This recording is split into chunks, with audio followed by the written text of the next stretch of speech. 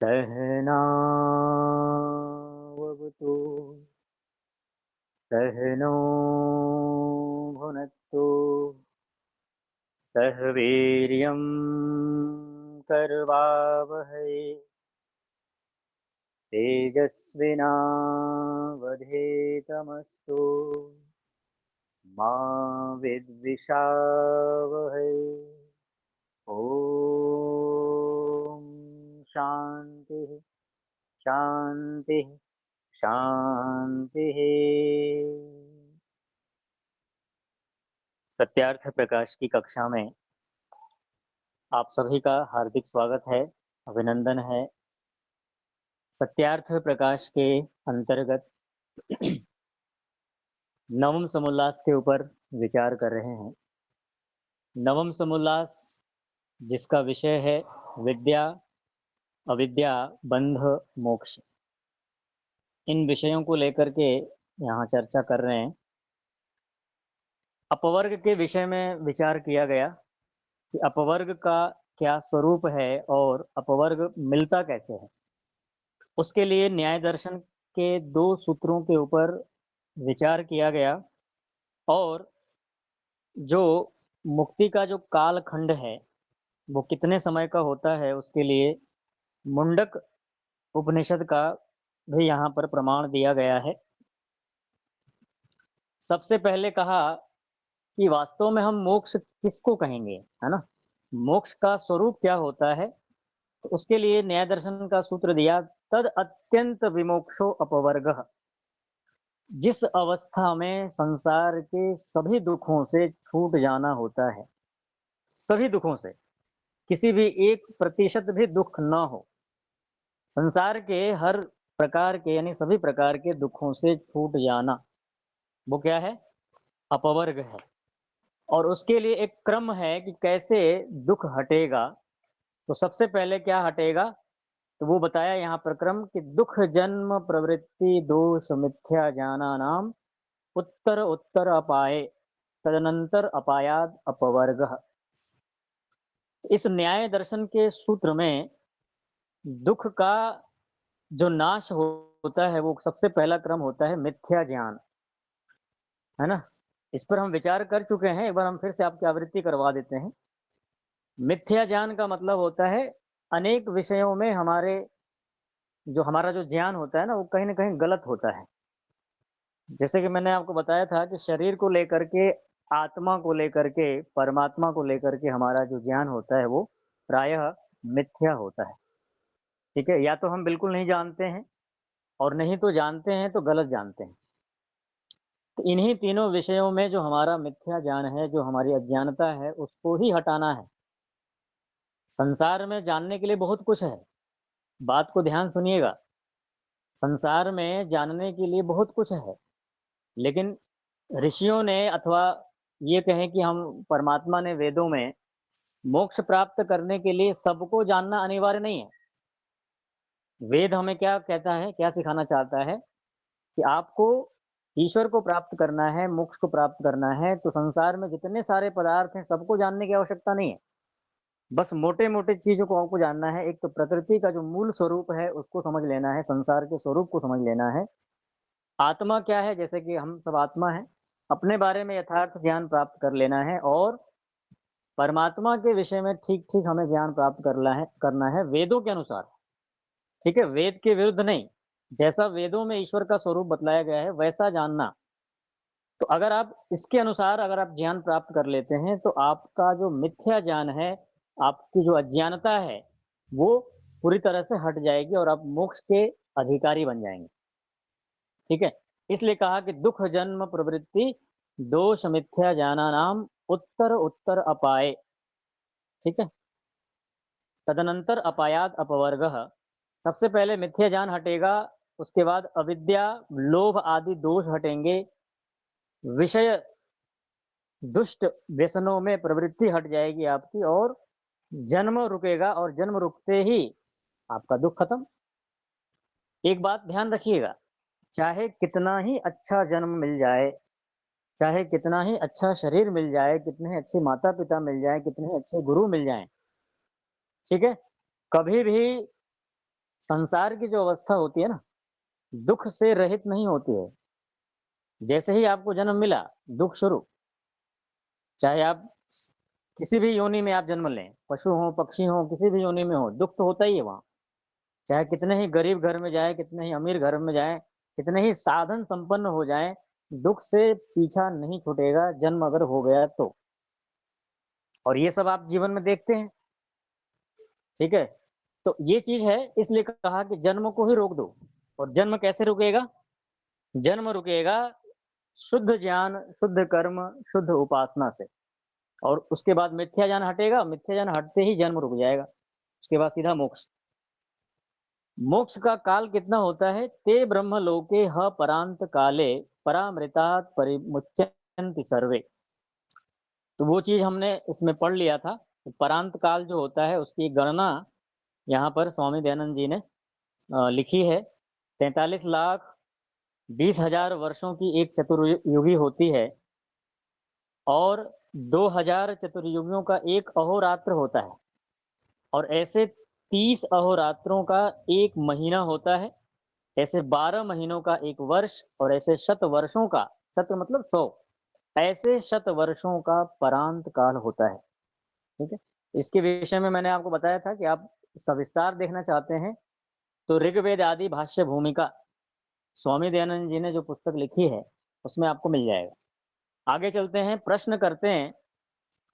सब संसार और ग्रंथकारों का यही मत है कि जिससे पुनः जन्म मरण में कभी न आवे। वैसे तो इस पर हम विचार कर चुके हैं, लेकिन फिर से पूर्व पक्षी यहाँ पर एक प्रश्न रख रहा है कि भाई मुक्ति का मतलब ये होता है कि वापस लौट कर संसार में न आना पड़े कभी भी, उसी को मुक्ति कहा जाता है। ये कौन बोल रहा है? पूर्व पक्ष। ठीक है, हमारे अंदर जो पूर्व पक्ष होता है हम सबके अंदर शंका, कि सब संसार और ग्रंथकारों का यही मत है कि जिससे पुनः जन्म मरण में कभी न आए, उसको हम क्या कहते हैं? मोक्ष कहते हैं। अब उत्तर दे रहे हैं स्वामी जी, यह बात कभी नहीं हो सकती, क्योंकि प्रथम तो जीव का सामर्थ्य, शरीर आदि पदार्थ और साधन कैसे हैं? परिमित हैं। नोट कर लीजिएगा, परिमित का मतलब होता है सीमित। ठीक है, परिमित शब्द को लेकर के आप भ्रमित ना हो। परिमित का मतलब होता है सीमित। हमारे पास जो सामर्थ्य है, हमारे पास जो ज्ञान है, हमारे पास जो बल है, वो कैसा है? सीमित है, असीमित नहीं है। थोड़ा सा है, बहुत थोड़ा सा, केवल जीने मात्र के लिए। इसलिए कहा कि सामर्थ्य, शरीर आदि पदार्थ और साधन कैसे हैं हमारे पास? परिमित हैं, सीमित हैं। पुनः उसका फल अनंत कैसे मिल सकता है? मान लीजिए किसी ने 8 घंटा मेहनत की, 10 घंटा, 11 घंटा, 12 घंटा, तो जितना उसने मेहनत की उतना ही तो फल देंगे ना। कोई भी आप मान लीजिए, आप कोई कंपनी चलाते हैं, कर्मचारी वहाँ काम करते हैं, तो 8 घंटे की ड्यूटी होती है, और 8 घंटे की ड्यूटी के बाद भी प्रत्येक कर्मचारी का स्तर अलग अलग है। कोई मैनेजर है, कोई वॉचमैन है, ठीक है? तो अलग अलग, सबके अलग अलग स्तर हैं। तो 8 घंटा सारे कर रहे हैं ड्यूटी, लेकिन स्तर के हिसाब से उनको परिणाम दिया जाता है। किसी की तनख्वाह 10,000 होती है, किसी की 15, किसी की 20, किसी की 50, किसी की लाखों में भी होती है। तो समय सबका समान है, लेकिन योग्यता अलग अलग है। ठीक है? तो ईश्वर सभी के सामर्थ्य को देखते हुए ही उसका परिणाम देता है।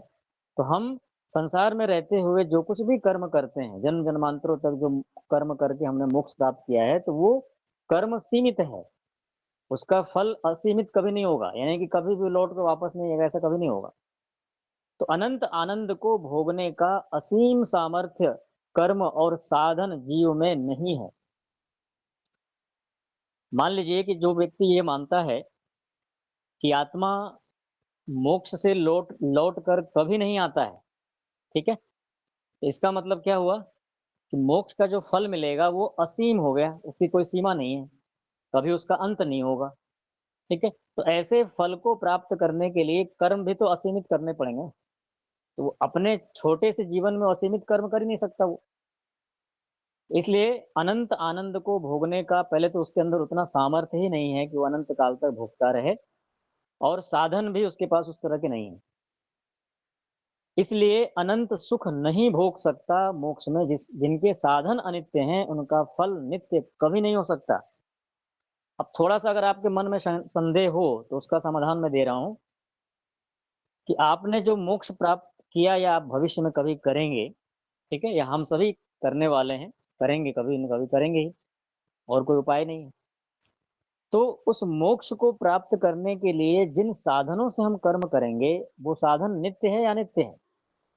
जैसे कि हाथ, पैर, आंख, कान, नाक, बुद्धि, ये सब नित्य हैं या अनित्य हैं? सारे के सारे अनित्य हैं। तो प्रश्न यहाँ ये है कि इन अनित्य साधनों से जो परिणाम प्राप्त होगा क्या वो नित्य हो जाएगा?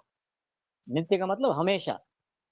अनित्य साधनों से अगर आपने कर्म किया है तो उसके परिणाम भी अनित्य होंगे, यानी कभी न कभी समाप्त होने वाला होगा। इसलिए कहा गया 31 नील 10 खरब 40 अरब वर्ष के पश्चात वापस लौटकर आएंगे। इसलिए उसको हम नित्य नहीं कहेंगे। इसलिए कहा कि उनका फल नित्य कभी नहीं हो सकता। और जो मुक्ति में से कोई भी लौट कर जीव इस संसार में न आए, पीछे हम इसके ऊपर विचार कर चुके थे, अगर कोई भी जीवात्मा मुक्ति से लौट कर नहीं आ रहा है तो इसका परिणाम जानते हैं क्या होगा? पिछले हम अनादि काल से, क्योंकि हम अनादि हैं, हम आत्मा नित्य है, तो पीछे हमारे न जाने कितने जन्म हो चुके, बहुत सारे जन्म हो चुके हम सबके। तो अगर हम सब पीछे हम लोग कई बार मोक्ष में भी जा चुके हैं, वापस लौट कर आए भी हैं। देखिए आप ध्यान रखिएगा, आपको कोई शंका हो तुरंत नोट कर लीजिएगा, ठीक है, तुरंत कॉपी में लिख लीजिएगा, नहीं तो बाद में याद नहीं आता है, भूल जाएंगे आप, और फिर ऐसे ही रह जाएगा वो। मोक्ष में हम कई बार जा चुके हैं और कई बार हम आ चुके हैं, और ऐसा अनादि काल से हो रहा है, शाश्वत है ये। जाते रहेंगे आते रहेंगे, जाते रहेंगे आते रहेंगे, कभी ये बंद नहीं होगा। ठीक है, पिटते भी रहेंगे और पीट पीट के सुधरते भी रहेंगे, दोनों काम होंगे यहाँ पे। ठीक है, पिछले अनादि काल से ये होता आ रहा है, आगे भी होता रहेगा। तो इसलिए क्या है कि अगर मान लेते हैं थोड़ी देर के लिए कि कोई भी जीवात्मा मुक्ति से लौट कर नहीं आता है, तो इसका मतलब क्या हुआ कि एक एक करके सारे के सारे जीवात्माएं मोक्ष में जाते रहेंगे, आएगा कोई नहीं। इससे परिणाम क्या होगा कि आगे फिर संसार नहीं बनना चाहिए, क्योंकि संसार किसके लिए बनाता है भगवान? हम सब के लिए। तो जब सारे के सारे मोक्ष में चले गए तो संसार किसके लिए बनाएगा वो? दूसरी बात, नए आत्मा की उत्पत्ति होती नहीं है। क्यों नहीं होती है? क्योंकि आत्मा नित्य है। जो नित्य वस्तु होती है वो कभी भी न तो उत्पन्न होती है न कभी नष्ट होती है। इसका मतलब ये हुआ कि नई आत्मा की उत्पत्ति तो नहीं हो रही है, लेकिन सारे के सारे एक एक करके मोक्ष में जा रहे हैं। इससे ये होगा कि संसार में जितने भी जन्म लेने वाली आत्माएं हैं कोई नहीं बचेगा, संसार शून्य हो जाना चाहिए, यानी कि संसार बनना ही नहीं चाहिए। लेकिन संसार तो अनादिकाल से बन रहा है। संध्या के मंत्रों में आप क्या बोलते हैं? यथा पूर्वम अकल्पयत सूर्य चंद्रमसौ धाता, यथा पूर्वम अकल्पयत। सूर्य और चंद्रमा को धारण करने वाले परमात्मा ने जैसे पूर्व में सृष्टि बनाई थी वैसे आज भी बनाया, आगे भी बनाता रहेगा। तो अखर तो फिर ये मंत्र भी नहीं बनना चाहिए, ये मंत्र भी ईश्वर के द्वारा विधान नहीं किया जाना चाहिए। क्यों? क्योंकि सारे के सारे चले गए मोक्ष में। फिर ये मंत्र नहीं मंत्र को नहीं ऐसा बोलना चाहिए कि जैसे परमात्मा ने इस समय सृष्टि बनाई है वैसे पिछले भी आगे भी बनाता रहेगा। ठीक है, ये मंत्र भी झूठा हो जाएगा। इस मंत्र से भी सिद्ध हो रहा है कि सूर्य चंद्र मसौ धाता यथा पूर्वम अकल्पयत। इस मंत्र से ही सिद्ध हो जाता है कि आत्मा जाती है और आती है, यानी कि मोक्ष में जाकर के वापस लौट कर आती है। तो ऐसा हमेशा चलता रहेगा। संसार में न आए तो संसार का उच्छेद, उच्छेद का मतलब होता है अर्थात जीव यहाँ पर निःशेष हो जाने चाहिए। निःशेष का मतलब एक भी नहीं बचना चाहिए यहाँ पर, सारे के सारे मोक्ष में। आज और हम बैठ के यहाँ पढ़ रहे हैं, पढ़ा रहे हैं ना, ये भी हम नहीं बैठे होते, हम मोक्ष में होते। हमको क्या जरूरत है पढ़ने की सत्यार्थ प्रकाश? हमें क्या जरूरत है उपनिषद पढ़ने की? क्या जरूरत ध्यान करने? हम तो आनंद में रहते। हम यहाँ पर, अच्छा ये बताइए, आप कभी विचार करते हैं कि हम सत्यार्थ प्रकाश यहाँ क्यों बैठ के पढ़ते हैं? क्यों यहाँ पर हम 15 मिनट ध्यान करते हैं 8:45 से 9? हम उसके पीछे रीजन क्या है, उद्देश्य क्या है? उद्देश्य और कुछ नहीं है। उद्देश्य सिर्फ एक ही है कि आज नहीं तो कल, एक नहीं तो दो, दो नहीं तो तीन, 10 जन्मों में हमारा मोक्ष हो जाए, हम ईश्वर को प्राप्त कर लें, झंझट से मुक्ति मिल जाए बस। और दूसरा कोई उद्देश्य है ही नहीं यहाँ। इस जीवन में हम नहीं प्राप्त कर पाए, कोई बात नहीं। आगे, उसके आगे कभी तो प्राप्त करेंगे। तो सत्यार्थ प्रकाश पढ़ने का, उपनिषद पढ़ने का, ध्यान करने का एकमात्र यही उद्देश्य है कि हम ईश्वर को प्राप्त करें, ईश्वर के स्वरूप को जान लें। यहाँ तो ऐसा कुछ है ही नहीं कि भाई पढ़ करके हमारी नौकरी लग जाएगी, किसी किसी यूनिवर्सिटी में हम पढ़ाने लग जाएंगे, अच्छी खासी सैलरी मिलेगी, ऐसा तो कुछ है ही नहीं, ना तो हमारा है ना तो आपका है, किसी का नहीं। तो उद्देश्य हमारा सिर्फ अच्छा है, पवित्र है, हम सबका उद्देश्य अच्छा है, ईश्वर को प्राप्त करने का। आगे प्रश्न कर रहे हैं, ईश्वर जितने जीव मुक्त होते हैं उतने नए उत्पन्न करके संसार में रख देता है। ठीक है, आगे ना बात वहीं की वहीं। भाई मुक्ति में जो जीव जाते हैं वापस तो नहीं आते हैं, लेकिन परमात्मा क्या करता है, नए जीवों को परमात्मा रच देता है, बना देता है। तो इसका मतलब क्या हुआ कि जो वस्तु बनाई जाती है या जो वस्तु उत्पन्न होती है वो कभी नित्य नहीं हो सकती, वो हमेशा अनित्य ही होती है। तो इसका मतलब पूर्व पक्षी ये सिद्ध करना चाहता है कि आत्मा अनित्य है, तभी तो वो बनेगी। तो जो ऐसा होवे तो जीव अनित्य हो जाए, उत्तर देखिए, जो अगर ऐसा हो कि परमात्मा नए जीवों की उत्पत्ति करता है, अगर ऐसा कभी होगा तो आत्मा अनित्य माना जाएगा, फिर वो नित्य रहेगा ही नहीं। क्योंकि जिसकी उत्पत्ति होती है उसका नाश अवश्य होता है। अंडरलाइन कर लीजिए इसको, आपके पास हाइलाइटर है ना सभी के पास, खरीद लीजिएगा, नहीं है तो। क्योंकि जिसकी उत्पत्ति होती है उसका नाश अवश्य होता है, ये सिद्धांत है। इस सिद्धांत का खंडन या इस पे कहीं भी लेकिन किंतु परंतु की कोई जगह ही नहीं है। फिर तुम्हारे मतानुसार मुक्ति पाकर भी विनष्ट हो जाएंगे। मान लो पूर्व पक्षी के हिसाब से अगर हम मान भी लें, पूर्व पक्षी क्या कह रहा है, दोहराइए। पूर्व पक्षी ये कह रहा है कि मोक्ष में जो आत्मा जाती है वापस लौटकर नहीं आती है और परमात्मा नए आत्मा को बनाता रहता है। तो इससे ये सिद्ध हो गया कि आत्मा तो अनित्य है। तो अनित्य है तो जिस आत्मा ने मुक्ति को प्राप्त किया, जिस आत्मा ने मुक्ति को प्राप्त किया, मुक्ति प्राप्त करने के बाद वो तो नष्ट हो गई, क्योंकि आत्मा तो अनित्य है। तो अगर वो मुक्ति में जाकर के नष्ट हो गई तो फिर मुक्ति का सुख कौन भोगेगा? क्योंकि मुक्ति का सुख भोगने के लिए हमें नित्य रहना जरूरी है। अगर हम जा करके वहां नष्ट हो गए, हमारा अस्तित्व ही मिट गया, तो मोक्ष का सुख कौन भोगेगा? प्रश्न ये खड़ा होगा। जब आप रहेंगे नहीं तो वो कैसे भोगेंगे? भाई आप जब तक जीवित रहेंगे तभी तो आप संसार के सुख दुख भोगेंगे। तो जब वहां रहेंगे नहीं तो कौन भोगेगा? ये प्रश्न है। मुक्ति अनित्य हो जाएगी फिर, है ना। मुक्ति का भी कोई भरोसा नहीं है, जाएंगे वहां मेहनत करके मिलेगा कुछ नहीं। जैसे कि आप कहीं घूमने गए, है ना, उदाहरण के लिए मान लीजिए हम दिल्ली में थे, लाल किला गए घूमने के लिए, ठीक है। तो लाल किला गए बड़े ही उम्मीद के साथ, चलो थोड़ा सा देखेंगे क्या है, और वहां पता चले कि आज तो बंद है, या आज तो कुछ ऐसा है, जो भी है, किसी कारण से आप वहाँ देख ही नहीं पाए जा करके। तो कैसा लगेगा? हमने मेहनत भी की, समय भी लगाया और लाभ मिला ही नहीं कुछ। सारा जीवन व्यक्ति खूब बाहर की बड़ी बड़ी डिग्रियां लेता है, पढ़ाई करता है, ये सोच करके कि हमें संसार में सुख मिल जाएगा। या उस प्रकार के जो लोग होते हैं जो पढ़ाई इसलिए करते हैं कि किसी अच्छी कंपनी में जॉब मिल जाए, अच्छी बड़ी सैलरी हो, और जब उसको नहीं मिलता है तो उसको दुख होता है कि अरे इतनी मेहनत की हमने, हमें कुछ मिला ही नहीं। तो इस तरह से चीजें होती हैं, यानी मेहनत करने के बाद अगर परिणाम नहीं आया तो व्यक्ति परेशान हो जाता है। तो मुक्ति भी फिर ऐसी हो जाएगी। यहाँ वो कई जन्मों में उसने खूब मेहनत की, ज्ञान प्राप्त किया, ज्ञान को दूर किया, उसने ज्ञान कर्म उपासना को सिद्ध किया, जाकर कुछ मिलना ही नहीं। ये सब बातें आ जाएंगी फिर। और मुक्ति के स्थान में बहुत सा भीड़ भड़का हो जाएगा। ये वाली पंक्ति थोड़ी सी ना विचारणीय है, आप लोग इसको अंडरलाइन कर लीजिए।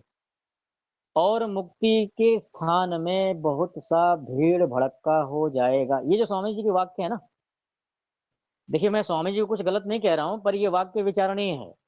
भीड़ भड़का कहाँ होता है? जहां शरीरधारी लोग होते हैं। जैसे आज भारत देश की जनसंख्या है ना, बहुत एक सबसे बड़ा मुद्दा है। इतनी ज्यादा जनसंख्या हो गई कि सब कुछ अस्त व्यस्त हो रहा है, कई सारी दिक्कतें आ रही हैं, समस्याएं आ रही हैं। तो ये शरीरधारी वस्तु पर या किसी साकार वस्तु पर समझ में आता है कि भाई साकार वस्तु एक ही जगह बहुत सारे हो जाएं, संख्या से ज्यादा हो जाएं, तो वहां भीड़ भड़का होना स्वाभाविक है, ठीक है। तो लेकिन आत्मा जो मुक्ति में जाती है वो कोई शरीर के साथ थोड़ी जाती है। जो आत्मा मुक्ति को प्राप्त करती है वो तो विशुद्ध आत्मा होती है, प्रकृति का एक तिनका भी नहीं जाता उसके साथ में। तो वहाँ भीड़ भड़का किस बात का हो जाएगा? जैसे कि हम कई बार कहते हैं ना कि एक सुई की नोक पर संसार की दुनिया की सभी आत्माएं आ सकती हैं, हम बोलते हैं ना। तो मोक्ष का मतलब क्या होता है? मोक्ष का मतलब अनंत आकाश। मोक्ष का मतलब होता है अनंत ब्रह्मांड में कहीं भी रहो आप। उसके लिए कोई कमरा या कोई ऐसा कोई स्थान विशेष नहीं है कि भाई वहीं रहना है, ऐसा नहीं है। ये जो भीड़ भड़क्का हो जाएगा ना, ये बात जो स्वामी जी की है थोड़ी सी विचारणीय हो जाती है, क्योंकि हम शरीर को लेकर नहीं जाते हैं मोक्ष में कि वहाँ भीड़ भाड़ हो जाएगा और बड़ा वहां पर भी एक जनसंख्या नियंत्रण कानून बनाने पड़ेंगे। ठीक है, वहां भी वो लोग फिर कंप्लेन करेंगे, देखो भगवान जनसंख्या नियंत्रण कानून नहीं बना रहा है, मोक्ष में भीड़ भाड़ हो रही है, वहां भी दंगे हो रहे हैं, है ना। ऐसा कुछ नहीं है। लेकिन ये वाक्य थोड़ा सा फिट नहीं बैठता है वहां पे, क्योंकि निराकार आत्मा है, वो चाहे कितने भी जाए वहां कोई फर्क नहीं पड़ता है। क्योंकि वहां आगम अधिक और व्यय कुछ भी नहीं होने से बढ़ती का पारावार न होगा। ये भी वाक्य विचारणीय है। ध्यान दीजिएगा मेरे शब्दों को। ऋषि के वाक्य को ऋषि ने गलत लिखा है, मैं ऐसे वाक्य प्रयोग बिल्कुल नहीं कर रहा हूं, मैं कह रहा हूं विचारणीय है। ठीक है, क्योंकि ऋषियों की बात उन्होंने किस स्तर पे जाके कहा है, कई बार हम समझ में नहीं पाते हैं। लेकिन यहाँ पर सीधा सीधा जो पंक्ति है ना, पंक्ति शह अगर अर्थ करेंगे तो अर्थ फिट नहीं बैठ रहा है यहाँ पे। कि वहां आगम मतलब संख्या, लगातार संसार से सारे मुक्ति को प्राप्त करते जा रहे हैं, आते जा रहे हैं, आते जा रहे हैं, मुक्ति में भीड़ भाड़ होती जा रही है ना, और वहां बढ़ते जाएंगे। और कोई मोक्ष से वापस लौट कर नहीं जा रहा है तो भीड़ भाड़ हो जाएगा। ये जो शब्द है ये सही नहीं है, क्योंकि वहां आत्मा शरीर को लेकर नहीं जा रहा है, निराकार आत्मा ही वहां जाता है, कितना भी चले जाए वहां कोई भीड़ भाड़ नहीं होगी। आगे चलिए। और दुख के अनुभव के बिना सुख कुछ भी नहीं हो सकता। अब ये भी थोड़ा सा है, देखिए संसार में क्या होता है कि आपने कई बार देखा होगा, खुद से भी परीक्षण किया होगा आपने, कि जब आप कभी ना कुछ मीठा मिष्टान्न खाते हैं, मीठा, है ना। तो मीठा खाने के बाद क्या इच्छा होती है कि थोड़ा सा कड़वा भी, मतलब नमकीन खा लें, थोड़ा तीखा खा लें। और तीखा और नमकीन खाने के बाद क्या इच्छा होती है, थोड़ा मीठा मिल जाए। ठीक है, ऐसा क्यों होता है? क्योंकि इंद्रियों का सामर्थ्य सीमित है। इंद्रियों का जो सामर्थ्य है वो क्या होती है, इंद्रियां जल्दी से थक जाती हैं। जैसे उदाहरण के लिए कि आपको कोई संगीत प्रिय है, कोई भी आप पुराने किसी अच्छे गायक का जो गीत है वो सुन रहे हैं आप, तो कितना सुन सकते हैं आप, कितने घंटे सुन सकते हैं? 2 बार, 3 बार, 4 बार, 6 बार, 10 बार सुनेंगे, थक जाएंगे। ऐसे ही किसी रूप को आप देख रहे हैं तो उस रूप को कितनी देर तक आप देख सकते हैं? मान लीजिए कि किसी चीज को आपने देखा, कोई कोई भी है, लाल किला है, ताजमहल है, कुछ भी है संसार में जो भी अच्छी चीजें हैं, उसको आपने देखा और मैं आपसे कहूं कि लगातार आपको 5 घंटे 6 घंटे देखते रहना है, आंखें हटानी नहीं, तो क्या लगता है आपको, सुख मिलेगा या दुख मिलेगा? लगातार उसी चीज को देखना है, हटाना नहीं है आंखें। मान लीजिए कोई सुंदर रूप है, बहुत आकर्षक कोई व्यक्ति है, उसको जब पहली बार देखते हैं तो बड़ा सुंदर लगता है। जब उसको ये कहा जाएगा तुम उसको देखते रहो, 5 घंटे तक लगातार देखते रहो, आंख नहीं हटानी, आंख थक जाएगी। तो इसलिए क्या होता है कि यहाँ पर चाहे आंख हो, कान हो, नाक हो, कुछ भी हो, कोई भी इंद्रिय हो, हर इंद्रिय की यहाँ अपनी एक सीमा है। सीमा का अतिक्रमण होते ही दुख शुरू हो जाता है। नोट कर लीजिए उसको। इंद्रियों की, क्या कहा मैंने, दोहराइए। इंद्रियों की सीमा का अतिक्रमण होने के बाद दुख शुरू हो जाता है, सुख बंद हो जाता है। क्या उदाहरण बनेगा इसका? इसका उदाहरण ये होगा, जब आपको खूब भूख लगी थी, तेज, बेचैन थे आप भूख से, और आपके सामने बढ़िया खीर पूरी हलवा रख दिया, तो आपको बड़ा मजा आता है खाने में, आनंद से खाते हैं बढ़िया से। लेकिन थोड़े समय के बाद क्या होता है, अब वो जो सुख मिल रहा था वो बंद हो गया, अब दुख शुरू हो जाता है। अब हम कहते हैं अब नहीं चाहिए, ले जाओ यहाँ से। ठीक है, बस यही स्थिति है। तो मोक्ष में ऐसी नहीं होती है। देखो मोक्ष में तो कोई इंद्रिय नहीं है, कोई शरीर नहीं है, वहां कोई थकने का, बोर होने का कोई प्रश्न नहीं है पहले। तो दुख के अनुभव के बिना सुख कुछ भी नहीं हो सकता, ये संसार में समझ में आता है। ठीक है, जैसे कटु न हो तो मधुर क्या, अगर कड़वा ना हो तो मधुर का क्या मजा, जो मधुर न हो तो कटु का क्या मजा। क्योंकि एक स्वाद एक स्वाद के एक रस के विरुद्ध होने से दोनों की परीक्षा हो जाती है। जैसे कोई मनुष्य मीठा मधुर ही खाता पीता जाए तो उसको वैसा सुख नहीं होता जैसा सब प्रकार के रसों के भोगने वाले को होता है। केवल कोई कड़वा ही कड़वा खाता जाए, केवल नमकीन नमकीन खाता जाए तो उसको उतना मजा नहीं आता। लेकिन वो सभी रसों का आनंद ले रहा है तो उसको मजा आता है। कभी खट्टा भी खा रहा है, कभी तीखा भी खा रहा है, कभी मीठा भी खा रहा है, कभी नमकीन भी खा रहा है। कितने रस होते हैं? षड रस होते हैं ना, षड रस। 6 प्रकार के रस होते हैं। तीखा, कड़वा, मीठा, नमकीन, कई सारे 6 रस बताए गए हैं, कसैला। तो ये सभी रसों के अपने-अपने धर्म हैं, अपने-अपने गुण हैं। और जो ईश्वर अंत वाले कर्मों का अनंत फल देवे तो उसका न्याय भी नष्ट हो जाए। ईश्वर न्यायकारी है या अन्यायकारी है? आप लोग क्या मानते हैं? ईश्वर न्यायकारी है ना? तो न्याय का मतलब क्या होता है? कि भाई न्याय का मतलब ये जिसने जैसा जैसा किया उसको वैसा फल देना। जितना किया उसको उतना फल देना। अब हमने कर्म तो सीमित किया, उसका फल कैसे असीमित हो जाएगा? तो जो जितना भार उठा सके उत, उतना उस पर धरना बुद्धिमानों का काम है। आपको प्यास लगी है तो कितना पानी पिएंगे? 1 गिलास, 2 गिलास, 3 गिलास, 4 गिलास। पूरा ड्रम तो नहीं खाली करेंगे ना। भूख लगी है तो कितना भोजन खाएंगे? 2, 4, 5, 10 रोटी खाएंगे। पूरा तो किचन नहीं साफ कर देंगे। तो बस वही है, मोक्ष में जाकर के हम ईश्वर का आनंद अनंत है, लेकिन हमें थोड़े से ही हमारा काम चल जाता है। ईश्वर के थोड़े से आनंद को प्राप्त करके हम तृप्त हो जाते हैं, बस हमें और कुछ नहीं चाहिए। तो वही कह रहे हैं कि जितना जिसका सामर्थ्य है उसके अनुसार भगवान उसको देता है। जैसे एक मन भर, एक मन कितने को बोला जाता है? एक मन का मतलब 40 किलो होना चाहिए संभवतः। ठीक है, जिसको मन बोला जाता था हाँ जी, पहले के 40 जमाने। किलो। हाँ, 40 किलो। ठीक है। तो एक मन भर मतलब 40 किलो उठाने वाले व्यक्ति के सिर पर 10 मन रख दें। 10 मन मतलब हो गया 40 दाम में 400, 4 कुंटल। ठीक है। तो अगर 40 किलो भार उठाने का सामर्थ्य है और आपके ऊपर 4 कुंटल रख दें तो किसी भी हालत में ठीक नहीं है, उचित भी नहीं है। वो रखने वाले को भी मूर्ख कहा जाएगा और जो जिसके ऊपर रखा जा रहा है उसकी तो हालत खराब होगी, वो तो उठा ही नहीं पाएगा। तो कह रहे हैं कि उसके सिर पर 10 मन का भार धरने से भार धरने वाले की निंदा होती है। भाई तुमने उस व्यक्ति का सामर्थ्य देखो ना, कितना उठा सकता है उसको।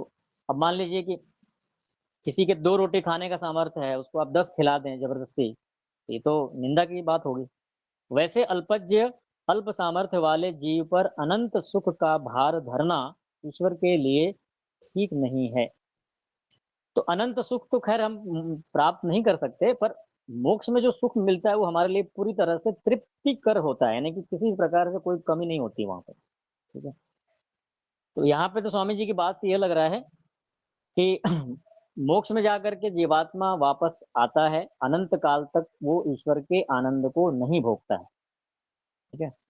और जो परमेश्वर नए जीव उत्पन्न करता है तो जिस कारण से उत्पन्न होते हैं वह चूक जाएगा। ये क्या कहना चाह रहे हैं? जिस कारण से उत्पन्न होते हैं वह चूक जाएगा। चूक जाएगा मतलब यहाँ पे खत्म हो जाएगा, यानी कि जो मान लीजिए कि आपके घर में आटा है 1 किलो, है ना? 1 किलो आटा है। 1 किलो आटे से एक मोटा मोटा अनुमान लगा लेते हैं कि भाई इतनी सारी रोटियां बन सकती हैं, है ना? तो आपने थोड़ा थोड़ा करके हर दिन उस आटा को लेकर के आपने रोटियां बनानी शुरू कर दी, तो क्या लगता है आपका आटा खत्म होगा या वैसे ही रहेगा? खत्म होगा ना, क्योंकि हम उसमें से तो थोड़ा थोड़ा निकालते जा रहे हैं। तो जितना जितना निकालते जा रहे हैं धीरे धीरे वो घटता जाएगा, एक समय आएगा पूरा खत्म हो जाएगा।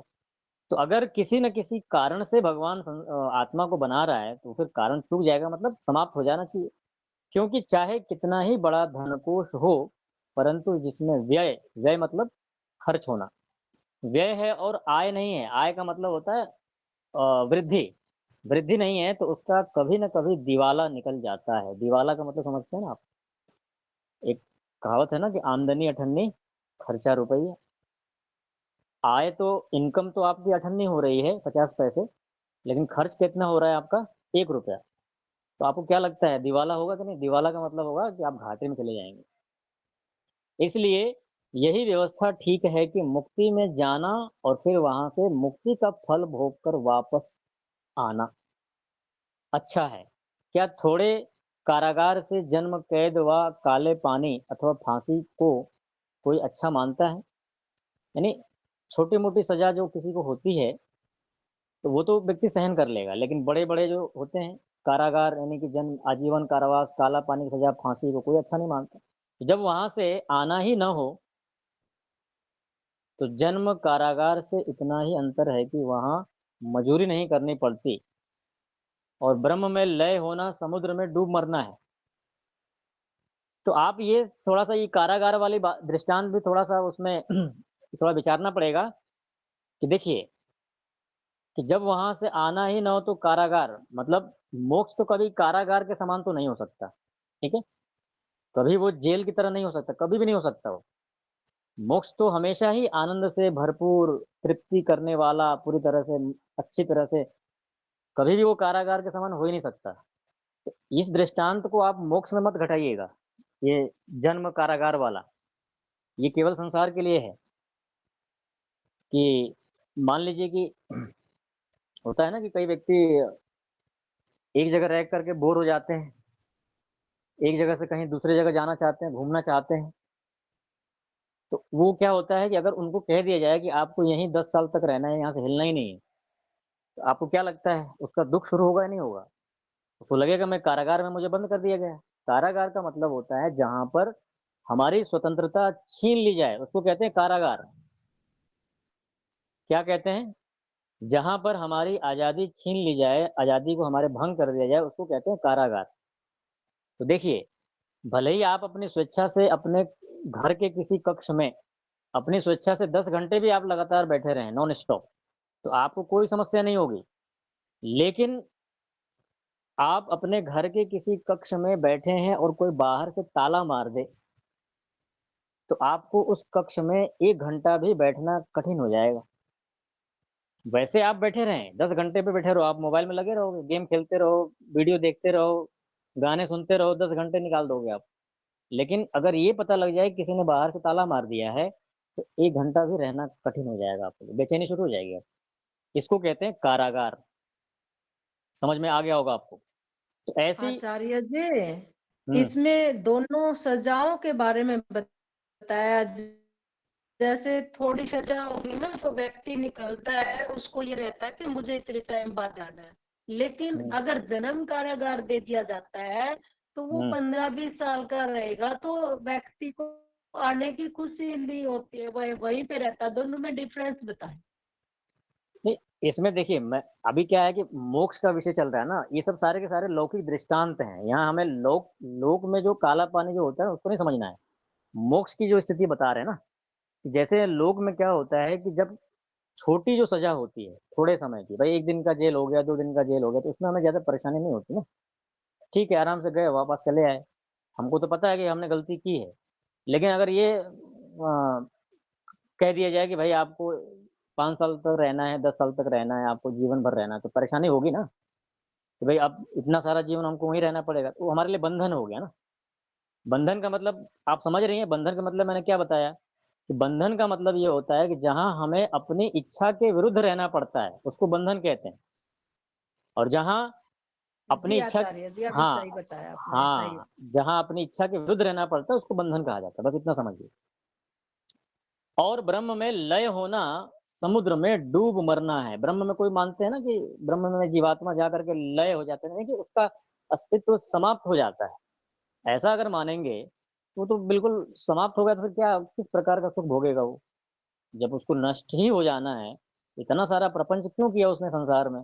दर्शन पढ़े, उपनिषद पढ़े, सत्यार्थ प्रकाश पढ़े, ऋग्वेदी भाष्य भूमिका पढ़ा, उपनिषद पढ़ा, ध्यान किया। अगर आपको आज पता लग जाए, हाँ जी, आज आपको पता लग जाए कि मोक्ष में जाकर के हमारा अस्तित्व ही मिट जाएगा, तो आप बैठेंगे यहाँ कक्षा में? पढ़ेंगे वेद, उपनिषद, दर्शन? नहीं पढ़ेंगे। क्यों पढ़ना है? जब जा करके हमारा अस्तित्व ही समाप्त हो जाना है, तो फिर पढ़ना क्यों? फिर मौज मस्ती करेंगे, खूब शान शान से घूमेंगे, ऐश करेंगे। ठीक है? समझ में आ गया? आगे प्रश्न करते हैं, जैसे परमेश्वर नित्य मुक्त पूर्ण सुखी है, वैसे ही जीव भी नित्य मुक्त और सुखी रहेगा तो कोई भी दोष नहीं आएगा। क्या कह रहा है ये पर इसकी बात समझिए आप लोग ध्यान से। जैसे परमेश्वर नित्य मुक्त है, परमात्मा हमेशा नित्य मुक्त है, कभी बंधन में नहीं आता वो, और पूर्ण सुखी है। उसके पास सुख कम कभी भी ना तो कम होता है, ना उसमें कभी किसी प्रकार का दुःख मिलता है, इसलिए वो पूर्ण सुखी है। वैसे ही जीव भी नित्य मुक्त और सुखी रहेगा तो कोई दोष नहीं होना चाहिए, ऐसा कहा पूर्व पक्षी ने। उत्तर, परमेश्वर अनंत स्वरूप सामर्थ्य गुण कर्म स्वभाव वाला है, इसलिए वह कभी अविद्या और दुख बंधन में नहीं गिर सकता। आपको मालूम है अविद्या क्यों घेरती है हमें? अविद्या इसलिए हमें घेर लेती है संसार में, ये भी प्रश्न है। आपके मन में कहीं ना कहीं ये प्रश्न छिपा होगा कि आखिर हम अविद्या के जाल में फंसते क्यों हैं, जिसके कारण से हम दुखी होते हैं। इसलिए फंसते हैं कि हमारा स्वरूप पहले एक देशी है, हम सर्वव्यापक नहीं।